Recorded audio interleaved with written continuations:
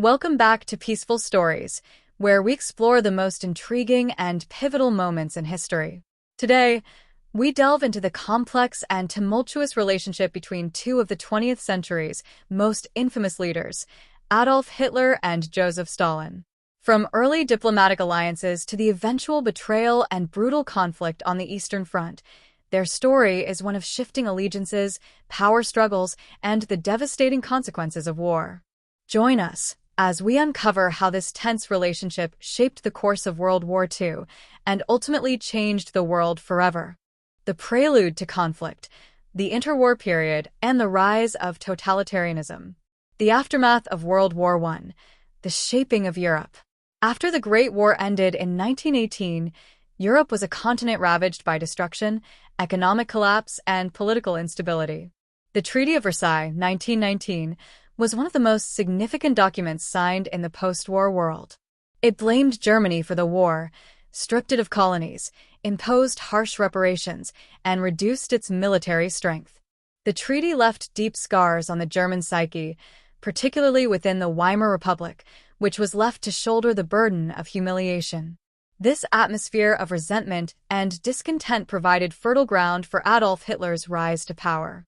Meanwhile, in Russia, the Bolshevik Revolution of 1917 had already overthrown the Tsarist monarchy, and the Soviet Union was born under the leadership of Vladimir Lenin. After Lenin's death in 1924, Joseph Stalin, a figure with iron control and ruthless ambition, began consolidating his power, ensuring that the Soviet Union was transformed into a single-party state, dedicated to spreading communism and opposing capitalist regimes. In Germany, Adolf Hitler capitalized on the resentment against the Treaty of Versailles, the economic instability brought by the Great Depression, and the chaos within the Weimar Republic. The National Socialist German Workers' Party, NSDAP, which he led, called for the reassertion of German strength, the undoing of the Versailles Treaty, and the unification of all German-speaking people. His rise was built on nationalist fervor, promises of economic recovery, and the demonization of Jews, communists, and other groups. The ideological divide: fascism versus communism. Fascism and communism, two opposing worldviews. On the surface, Hitler's ideology of Nazism and Stalin's form of communism were polar opposites. Nazi ideology was built on the principles of authoritarian nationalism, Aryan racial superiority, and vehement anti-communism. The Nazis believed in creating a totalitarian state, led by a singular figure, the Führer, where the interests of the state were supreme. Under Hitler's rule, this would mean the systematic persecution and eventual annihilation of Jews, Roma, disabled people, political dissidents, and anyone deemed undesirable by the state. The Nazi state was characterized by militarism, ultranationalism, and expansionism. On the other hand, Stalin's communism was rooted in Marxist-Leninist ideology, which called for the establishment of a classless, stateless society after a revolution of the proletariat. Stalin's interpretation of communism, however, was heavily authoritarian. Stalin sought to industrialize the Soviet Union, forcing collective farming and implementing brutal purges to eliminate perceived enemies within his own ranks. The state under Stalin was omnipresent, controlling all aspects of life, from the economy to political discourse, and it demanded total loyalty. Though both regimes were brutal, totalitarian, and expansionist in nature, their paths to domination and their ideological visions were starkly different. However, at least initially, both were willing to collaborate, seeking tactical advantages while maintaining their animosity toward one another's ideologies. The early years of the Third Reich and the Soviet Union. Hitler's ascension and Stalin's solidification of power. By 1933, Adolf Hitler was appointed Chancellor of Germany, and soon after, he began dismantling the Weimar Republic and establishing the Third Reich. His early moves included eliminating political opponents, securing military rearmament in defiance of the Treaty of Versailles, and expanding the Nazi Party's influence throughout Germany. Stalin, meanwhile, consolidated his grip on the Soviet Union through the brutal purges of the late 1930s, in which hundreds of thousands of perceived enemies within the Communist Party, the military, and society at large were executed or sent to labor camps. Stalin's purges targeted old Bolshevik leaders, military officers, intellectuals, and anyone suspected of disloyalty. The Great Terror not only eliminated political opposition but also created a climate of fear, where loyalty to Stalin became the paramount virtue. Despite the internal chaos, Stalin's control over the Soviet Union grew, and he began laying the foundations for a possible confrontation with the capitalist West and Nazi Germany, both of which represented a threat to his regime. He viewed Nazi Germany, with its aggressive militarism and expansionist goals, as a major threat, even as Hitler's rise posed little immediate danger to Stalin's rule. The Molotov-Ribbentrop Pact, the short-lived alliance. The pact's political significance. In 1939, both Hitler and Stalin found themselves in need of securing temporary peace, and thus, the Molotov-Ribbentrop Pact was signed on August 23, 1939. This non-aggression treaty between Nazi Germany and the Soviet Union came as a shock to the world, as the two nations had diametrically opposed political systems and had been ideological enemies for years. The pact was in some ways a pragmatic move by both sides.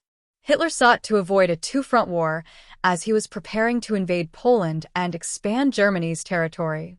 Stalin, meanwhile, sought to delay an inevitable confrontation with Nazi Germany, buying time to strengthen the Soviet military and secure his regime.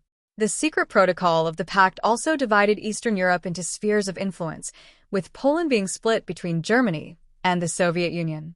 Though both sides viewed the pact as a temporary arrangement, it enabled Hitler to launch his invasion of Poland on September 1, 1939, without fear of Soviet interference. This marked the beginning of World War II, as Britain and France declared war on Germany in response to the invasion. Operation Barbarossa, the betrayal and the beginning of the Eastern Front. The breaking of the pact. The Molotov-Ribbentrop Pact was short-lived. Hitler's ultimate ambition was to expand eastward, and he never saw the Soviet Union as a long-term ally. In 1941, he launched Operation Barbarossa, the largest military invasion in history. On June 22, 1941, Nazi Germany broke the pact and invaded the Soviet Union, aiming to destroy the Soviet state, seize its resources, and eliminate Bolshevism. The invasion caught Stalin completely off guard. Despite receiving intelligence reports from his spies, Stalin could not believe that Hitler would violate the pact. He was caught in a state of paralysis, unwilling to act immediately. This delay allowed the Germans to make rapid gains, encircling large Soviet forces and advancing deep into Soviet territory. However, as the war progressed, the harsh Russian winter began to take its toll on the German army, the Soviet resistance, and the battle for Moscow. Though the Germans made significant gains, they were met with fierce resistance. The Soviets, under Stalin's leadership, began to fight back. The Battle of Moscow, which began in October 1941, was one of the first major defeats for the Germans. The Soviet counteroffensive, aided by the bitter winter, halted the German advance and inflicted heavy losses. For the Soviets, this victory marked a turning point in the war. The Germans, though powerful, could not overcome the vastness of the Soviet Union and the resilience of the Soviet people, who were increasingly motivated by Stalin's leadership and the threat of annihilation. Stalin's decision to stay in Moscow during the early months of the war, despite the heavy German bombardment, served as a symbol of his determination and helped rally the Soviet population. The Battle of Stalingrad, turning the tide. The importance of Stalingrad. In 1942, Hitler's forces turned their attention to the city of Stalingrad. Capturing Stalingrad was not only strategically important for its proximity to the oil-rich Caucasus region, but it also held deep symbolic value. The city, named after Stalin, became a focal point in the ideological struggle between fascism and communism. The battle for Stalingrad was one of the bloodiest and most brutal of the entire war. The German forces, under General Friedrich Paulus, fought house to house and block to block in a city that had been reduced to rubble. Stalin, unwilling to let the city fall, issued orders for the defense of Stalingrad at all costs, and Soviet soldiers fought with unparalleled ferocity. The battle became a symbol of Soviet resistance and determination. The Soviet counteroffensive and the German surrender.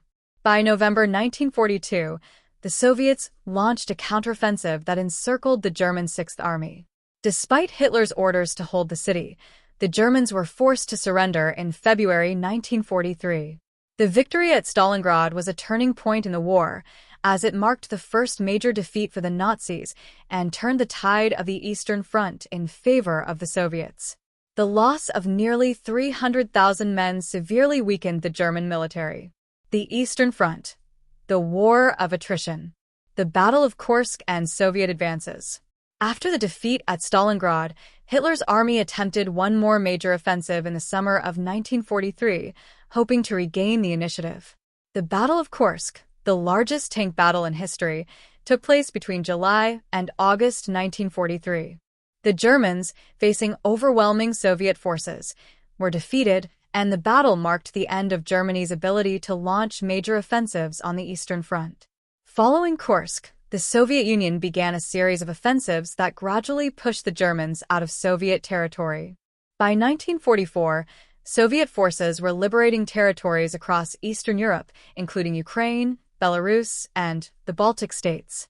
Stalin's forces advanced relentlessly westward, reclaiming the territories that had been occupied by the Nazis. The final assault, the Battle for Berlin. The Soviet push to Berlin.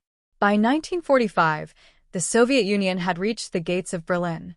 Stalin, having gained a significant upper hand, decided to personally oversee the final assault on the German capital. The Battle of Berlin was a brutal and bloody fight. The Soviet army, now at its peak strength, surrounded the city and launched a massive assault. The Germans, exhausted and outnumbered, were unable to defend their capital. Hitler, realizing the hopelessness of his situation, committed suicide on April 30, 1945, in his bunker beneath the Reich Chancellery. On May 7, 1945, Germany officially surrendered to the Allies, bringing an end to the war in Europe. The Cold War begins. The aftermath of war. The dividing of Germany. In the aftermath of the war, Europe was divided between the victorious Allied powers. Germany was split into occupation zones, with the Soviets taking control of the eastern part of the country and the Western Allies controlling the west. Berlin, the capital, was also divided into 4 sectors. The division of Germany would eventually lead to the Cold War, a decades-long ideological and geopolitical conflict between the Soviet Union and the United States. The rise of the superpowers. Following the war, the Soviet Union and the United States emerged as the 2 dominant superpowers, each with its own sphere of influence. The U.S. established a capitalist, democratic order in Western Europe, while the Soviet Union imposed communism in Eastern Europe. The conflict between these 2 powers would shape the international landscape for the next 45 years, culminating in the collapse of the Soviet Union in 1991. Thank you for joining us on this deep dive into one of history's most intense and transformative relationships. The story of Hitler and Stalin's shifting alliances and betrayals reminds us of the delicate balance between power and peace. If you enjoyed this journey through history, don't forget to like, comment, and subscribe to Peaceful Stories for more thought-provoking and captivating tales from the past. Your support helps us continue bringing these powerful stories to life. Until next time, stay curious, stay reflective, and as always, thank you for being part of the Peaceful Stories family.